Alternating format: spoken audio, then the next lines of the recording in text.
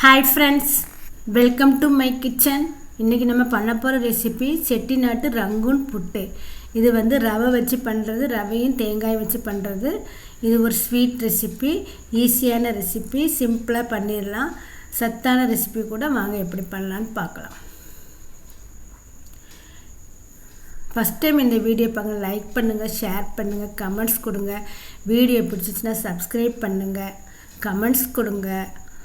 இப்போ வந்து எல்லா மெஷர்மெண்ட்டும் ஒரு ஈக்குவலான மெஷர்மெண்ட்டை தான் பாருங்கள். 1 டம்ளர் ரவை, 1 டம்ளர் தேங்காய், 1 டம்ளர் அளவுக்கு வெள்ளைப்பொடி, அப்புறம் வந்து முந்திரி பருப்பு, கிஸ்மிஸும் உங்களுக்கு எவ்வளோ தேவையோ நீங்கள் எடுத்துக்கலாம். ஏலக்காய் பவுடர் தேவைப்படும், நெய், அவ்வளோதான். முதல்ல வந்து நம்ம நட்ஸ் எல்லாம் நல்லா நெய்யில் வறுத்து எடுத்துக்கலாம். நெய்லேயே வறுத்தெடுங்க. முதல்ல முந்திரியை வறுத்தெடுங்க. முந்திரி நல்லா வறுத்தெடுத்ததுக்கப்புறம் அதை வேறு ஒரு பவுலில் மாற்றிட்டு கிஸ்மிஸை வறுத்து எடுத்துக்கோங்க. கிஸ்மிஸ் வந்து சீக்கிரம் வந்துடும். முந்திரியை முதல்ல வறுத்துட்டு அதுக்கப்புறம் கிஸ்மிஸை போடுங்க. மீடியம் ஃப்ளேமில் வச்சு பண்ணுங்கள். இப்போ கிஸ்மிஸ் போடுங்க. இதையும் போட்டு நல்லா வறுத்தெடுங்க. சீக்கிரம் வறுத்துடும் பாருங்கள் இது. அதுபோல் அதே கடாயில் கூட கொஞ்சம் நெய் விட்டுட்டு ரவையை வறுத்தெடுக்கணும். ரவையை வறுக்கும்போது மீடியம் ஃப்ளேமில் வச்சு வருங்க. கலர் மாறக்கூடாது. கொஞ்சம் அந்த வாசனை வர்ற வரைக்கும் வறுத்தா போதும். வறுத்து எடுத்து வச்சுருங்க. அதே இதில் வந்து தேங்காயையும் வறுத்துக்கோங்க. தேங்காய்க்கு உங்களுக்கு நெய்யெல்லாம் ஒன்றும் போட தேவையில்லை. அதே கடாயில் தேங்காயை கொஞ்சம் ட்ரை ரோஸ்ட் மாதிரி பண்ணி எடுத்துக்கோங்க. தேங்காய் கொஞ்சம் ஏன் வறுக்கோம்னா கொஞ்சம் கெட்டு போகாமல் இருக்கும் இந்த ஸ்வீட் வந்து, அதுக்காக தான். தேங்காயும் கொஞ்சம் வறுத்து எடுத்துக்கோங்க. தேங்காயை வந்து நம்ம நட்ஸோடு சேர்த்து போட்டு வச்சுக்கலாம்.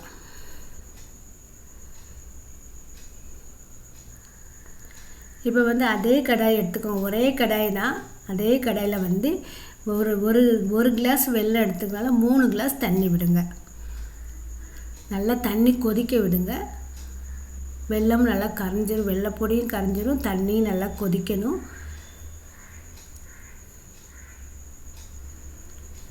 நல்லா தண்ணி கொதி வந்துடுச்சு பாருங்கள். நல்லா கொதி வந்ததுக்கப்புறம் நம்ம வறுத்து வச்சுருக்க ரவையை அதில் போட்டுக்கணும். கட்டியே படாது. தாராளமாக நீங்கள் கிண்டலாம். தண்ணி நிறைய வச்சுருக்கனால உங்களுக்கு கட்டிப்படறதுக்கு சான்ஸே கிடையாது. கேசரிக்கு நீங்கள் இதே மாதிரி 1க்கு 3 டம்ளர் வச்சிங்கன்னா உங்களுக்கு வந்து ரவை வந்து கட்டிப்படாமல் இருக்கும் பாருங்கள். நல்லா ரவை வெந்துடுச்சு. கொஞ்சம் கட்டியாக வர ஆரம்பிச்சிடுச்சு பாருங்கள். இந்த ஸ்டேஜில் வந்து இன்னும் கொஞ்சம் நெய் விட்டுக்கோங்க.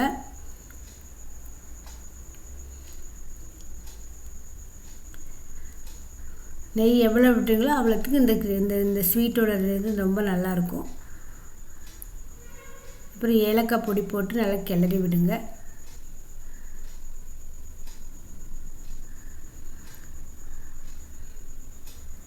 இப்போ வறுத்து வச்சுருக்க தேங்காய் நட்ஸ் எல்லாம் போட்டு வச்சுட்டு நல்லா கிளறி எடுத்திங்கன்னா உங்களுக்கு ரெசிபி ரெடி ஆகிட்டு. கண்டிப்பாக இந்த ரெசிபியை ட்ரை பண்ணி பாருங்கள். இது ஒரு சின்ன சின்ன கிளாஸில் பவுலில் போட்டு நீங்கள் சர்வ் பண்ணிங்கன்னா உங்களுக்கு நல்லா கிடைக்கும் பாருங்கள். ரெசிபி பார்க்குறதுக்கு நல்லாயிருக்கும். மீண்டும் ஒரு நல்ல வீடியோ உங்களை சந்திக்கிறேன். பை.